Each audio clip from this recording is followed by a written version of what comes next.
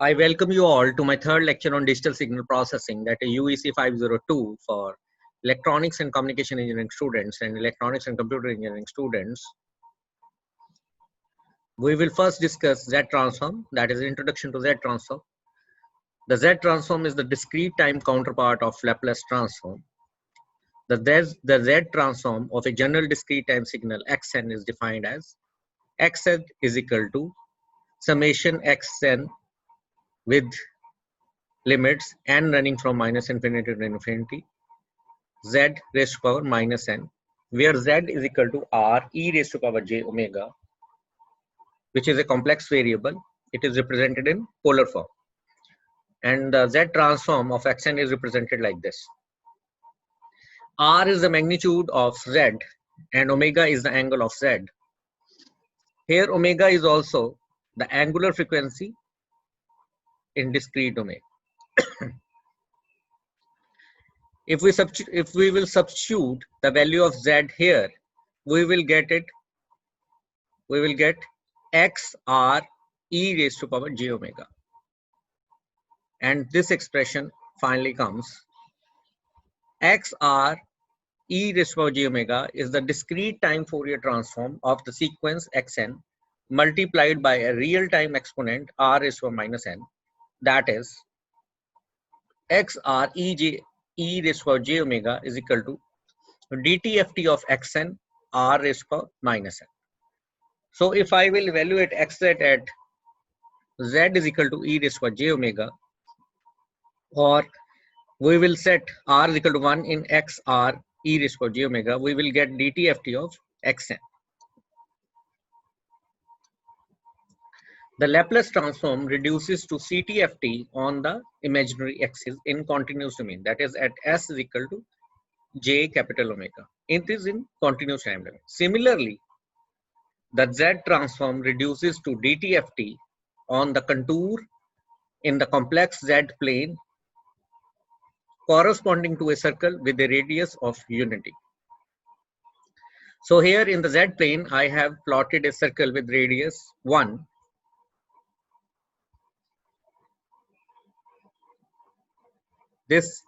At this point, if I will calculate z transform, then at this point I will get dtft.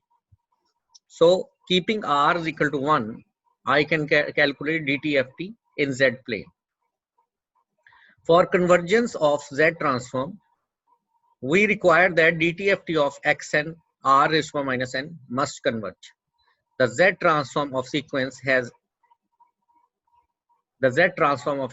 has associated with it a range of values of z for which xz converges, which is referred to as region of convergence or ROC.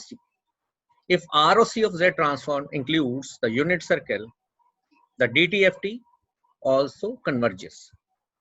As you have solved, or you will solve many questions in for z transform, you will find that in some cases z transform exists, but for those cases dtft doesn't. Consider an example.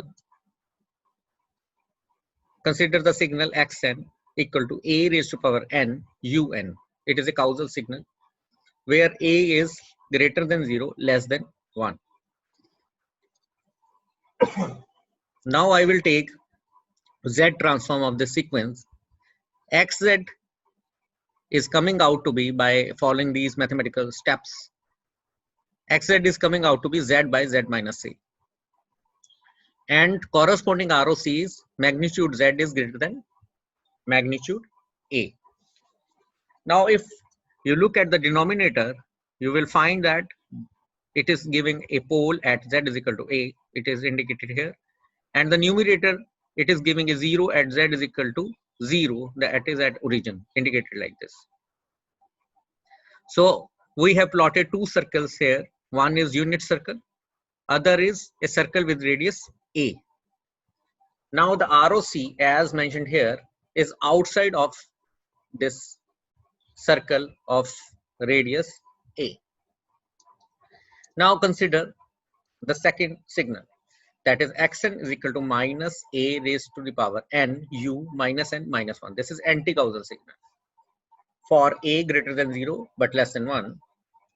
Xz, now I am taking the z transform of this signal, and after following these mathematical steps I will reach at this result, that is z over z minus a. But here the region of convergence is different, that is magnitude z is less than magnitude a.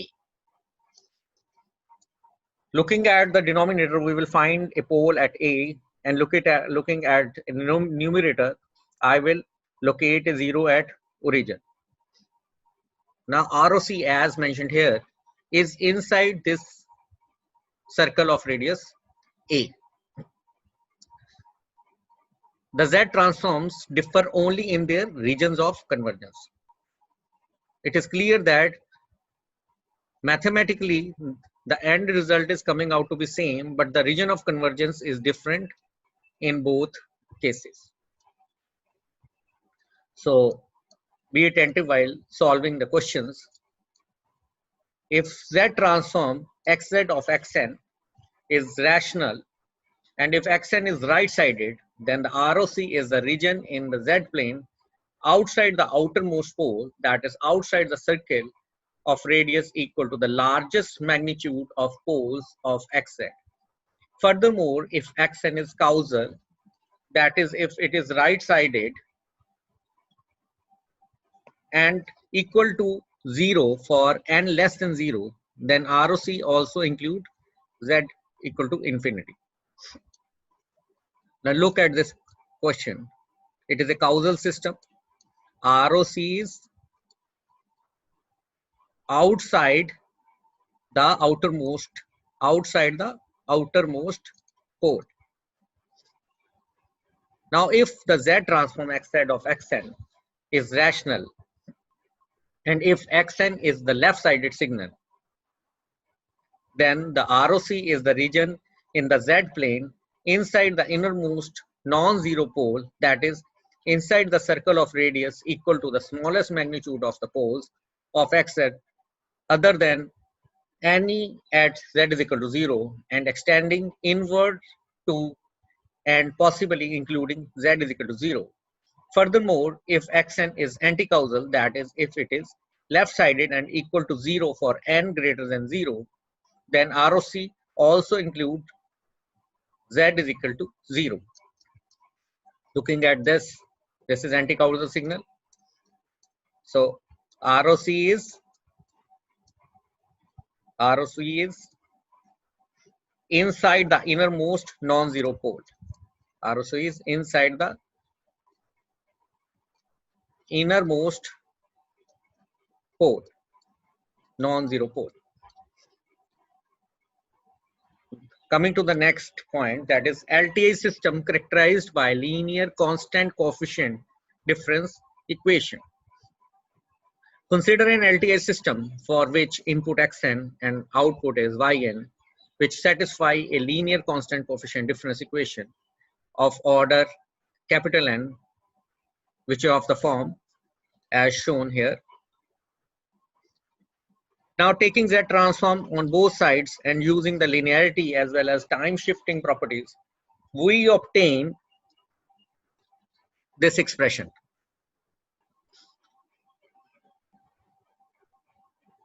By mathematical juggling or rearrangement of equations, we can get hz is equal to yz by xz, which is called system function, and hz is equal to summation k running from 0 to m b kz raised to the minus k over k running from 0 to capital N a kz raised to power minus k. The difference equation by itself doesn't provide information about which ROC to associate with the algebraic expression hz. Additional constraints such as causality and stability of system, however, serves to specify the region of convergence. So if the question will be given, then there will be conditions given about causality and stability from where you will infer region of convergence. A discrete time LTS system with rational system function Hz is causal if and only if A, point A, ROC is the exterior of a circle outside the outermost pole, including infinity, and point B, with Hz expressed as a ratio of polynomials in Z, the order of numerator cannot be greater than the order of denominator. So if we view it carefully, we will find equivalently the limit of Hz as Z tends to infinity must be finite. This is very important. An LTI system is stable if and only if the ROC of system function Hz includes a unit circle. That is, magnitude Z should be equal to 1. A causal LTI system with rational system function Hz is stable if and only if all the poles of Hz lie inside the unit circle. That is, they must all have magnitude smaller than 1. Now, on observation, we will find that equivalently the DTFT of Hn converges. This all you have done in the course on signal and system. We are just revising it. The inverse Z transform Hn is equal to 1 by 2 pi j integration Hz z raised to power n minus 1 dz, where the symbol, this symbol shown, denotes the integration around a counterclockwise closed circular contour centered at the origin and with radius r, any value of r such that the circular contour of integration magnitude z is equal to r is in the ROC. This is the mathematical formula which seemed to be difficult to handle. So we will go for an alternative procedure.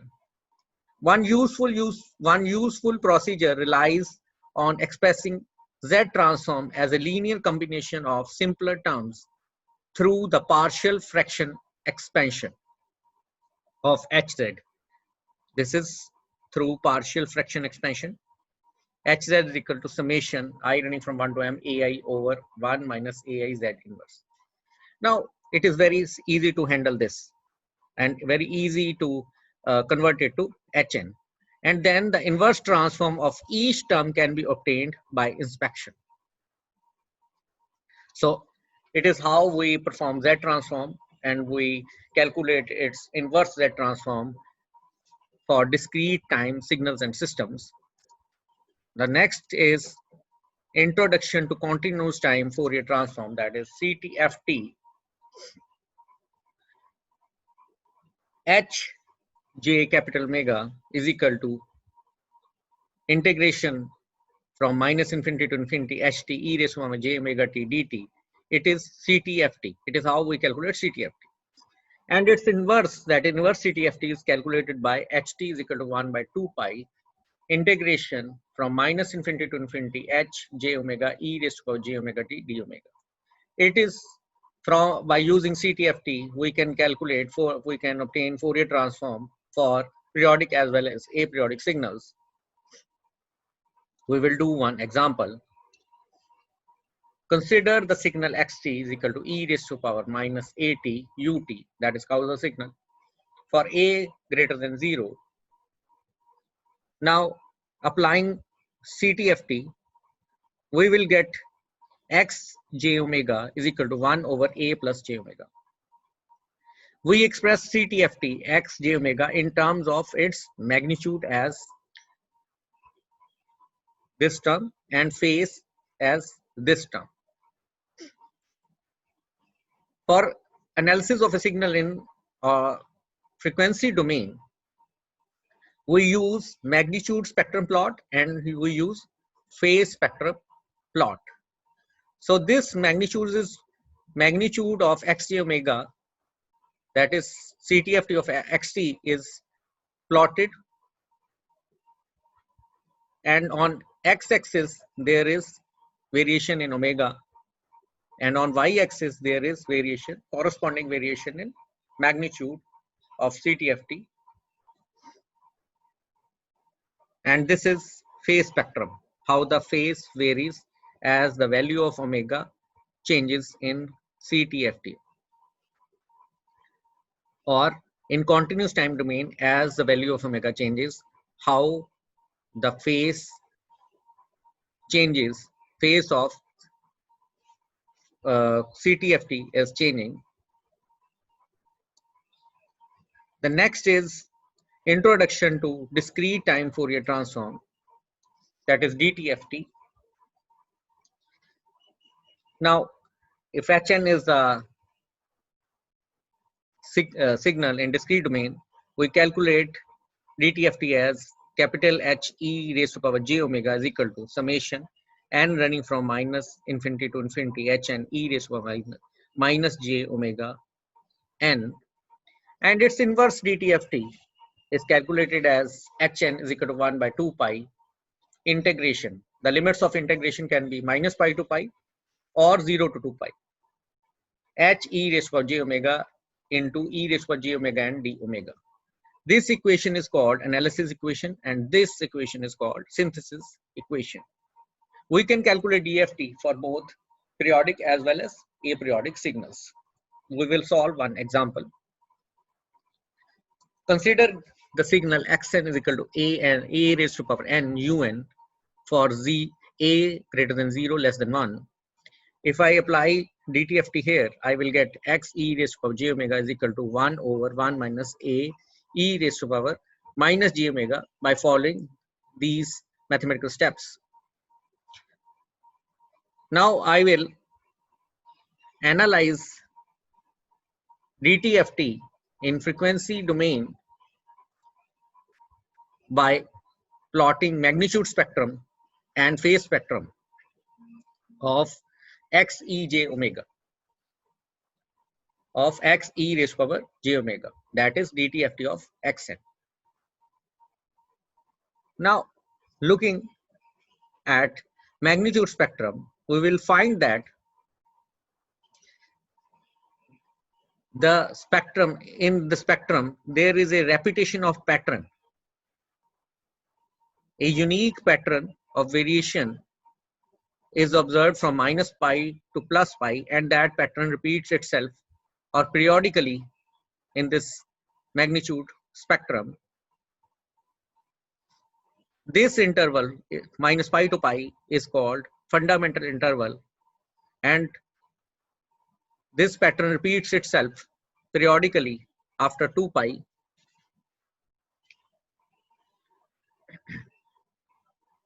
Similarly, if we look at phase spectrum, we will find that in the fundamental interval, there is a unique pattern, and that pattern repeats itself after every duration of 2 pi radians. So in this portion there is repetition, here there is repetition of same pattern. The magnitude x e raised to power j omega is periodic with period 2 pi. Consequently, any interval of length 2 pi is sufficient for the specification of the spectrum. Usually we plot the spectrum in the fundamental interval in the range minus pi to pi. Therefore, we emphasize that all the spectral information contained in the fundamental interval is necessary for the complete description or characterization of signal. For this reason, the range of integration in synthesis equation Hn here, the range of integration in synthesis equation Hn is always 2 pi, independent of the specific characteristics of the signal within the fundamental interval. In discrete time, a logarithmic frequency scale is not typically used, since the range of frequency to be considered is always limited. We can go from 0 to 2 pi or minus pi to pi. For typical graphical representation of magnitude and phase of a discrete time frequency response, we may use 20 log 10 magnitude h e raised to j omega versus omega plots, and this is phase of h e raised to j omega versus omega plot. Note, for continuous time system, it is quite useful to use Bode plots. So you have studied these type of things in signal and systems also. Next, which is very important article, that is Introduction to Discrete Fourier Transform, which is called DFT. Here, for convenience, I am indicating x e raised to j omega as x omega, which is DTFT of xn, and I have plotted a typical pattern here.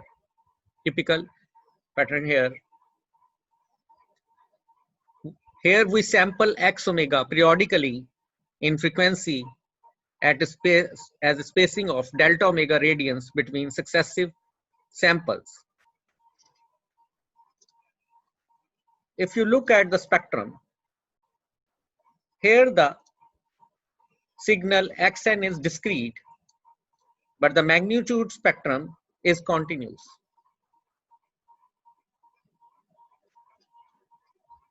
Here x omega is continuous. The spectrum in x omega is continuous. We sample x omega periodically in frequency at a spacing of delta omega radians between successive samples. As x omega is periodic with period 2 pi, only samples in the fundamental frequency range are necessary. That is minus pi to pi or 0 to 2 pi. Here we are using 0 to 2 pi for frequency domain sampling of DTFT, because this is fundamental interval. For convenience, we are going to take capital N equidistant samples in the interval 0 to 2 pi with spacing delta omega is equal to 2 pi by n, as shown in the above figure. Here, after sampling, we are sampling it at interval of delta omega radians. Let a finite duration sequence xn of length capital L, that is xn is equal to 0 for n less than 0 or n greater than L, has DTFT. X omega is equal to summation running from n to 0, from n equal to 0 to L minus 1, xn e raised to power minus j omega n, where small omega is limited to the range 0 to 2 pi. This is DTFT. When we sample x omega at equally spaced frequencies, that is omega k is equal to 2 pi k by capital N, where k is 0, 1 to n minus 1, where n is greater than or equal to L, the resultant samples are, that is x omega, that is DTFT of xn, is sampled at point omega k is equal to 2 pi k by n, which is indicated as x, capital Xk, equal to summation n running from 0 to L minus 1, xn e raised to minus j 2 pi k n by capital N. For convenience, the upper index, this L minus 1, in the summation can be increased from L minus 1 to n minus 1, because xn is equal to 0 for small n greater than or equal to L. It follows that capital Xk is equal to summation n running from 0 to n minus 1 xn e raised to minus j 2 pi k n by n, capital N, that is for k is equal to 0, 1 to capital N minus 1. So it is how we can calculate x, capital Xk. We mark it as equation A. The frequency samples are obtained by evaluating DTFT x e raised to the power j omega at a set of n equally spaced discrete frequencies, and the relation in equation A, this is called discrete Fourier transform, that is usually called n point DFT. So this is n point DFT of xn.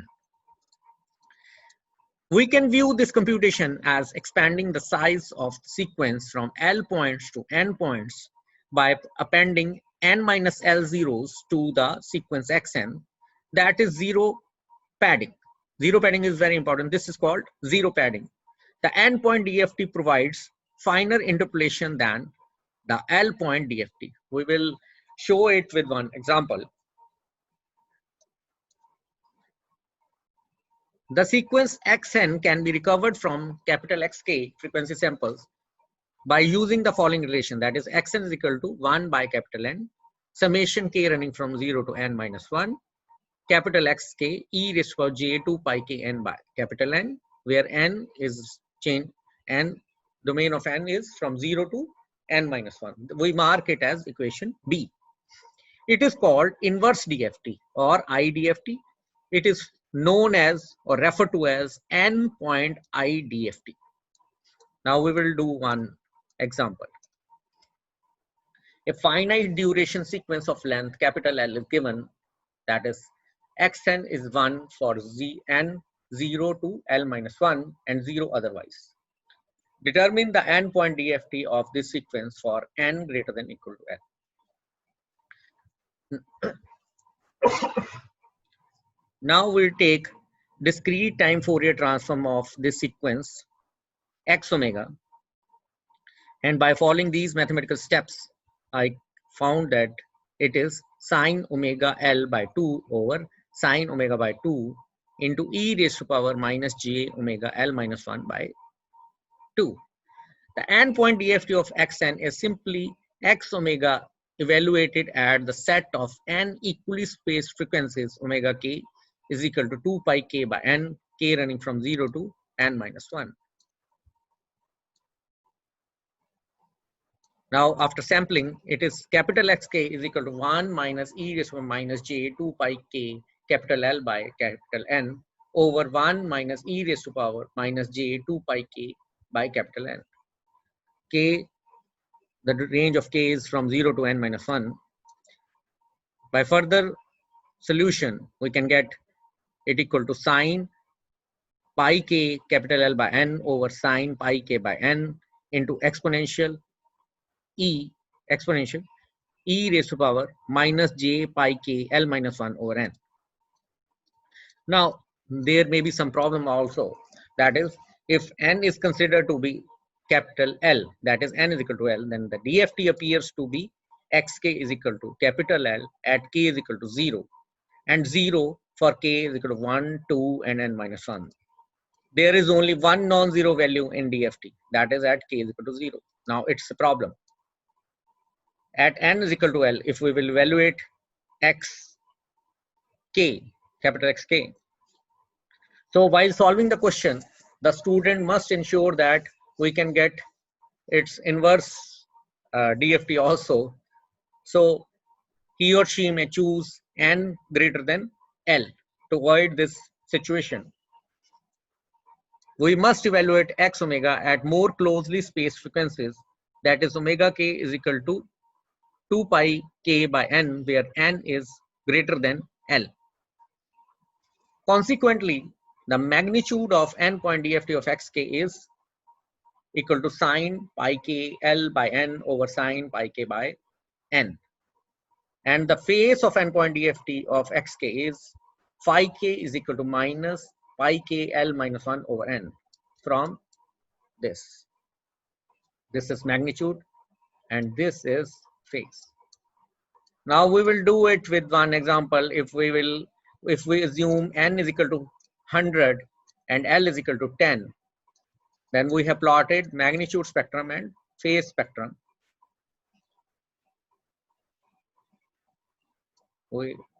Magnitude and phase spectrum. This is phase spectrum of DFT of xk. This is magnitude spectrum of DFT of xk. Here index k is there, k is changing on x-axis, and on y-axis magnitude of xk is plotted. So look at this point, at k is equal to n by 2, we can view symmetry about this point, that is symmetry about k is equal to n by 2, which is very important. As we increase the number of samples that it capital N, the value of capital N is increased, these points will come very close to each other. So capital N greater than L or higher value of capital N gives you finer interpolation, which we discussed earlier, that if N point DFT, the N point DFT provides finer interpolation than the L point DFT when we keep N greater than L. So this is the graph, and in the similar way you can solve different questions. And here I finish DFT, introduction to DFT. In the next lecture we will discuss different properties of DFT. And thanks for attending the lecture, and that's all for this lecture.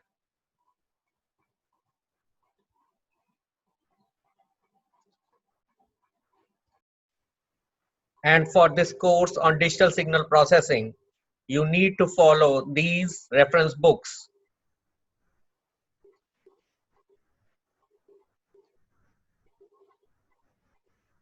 And for self-study, you can purchase 1 or 2 books of your own choice from this list. Thank you.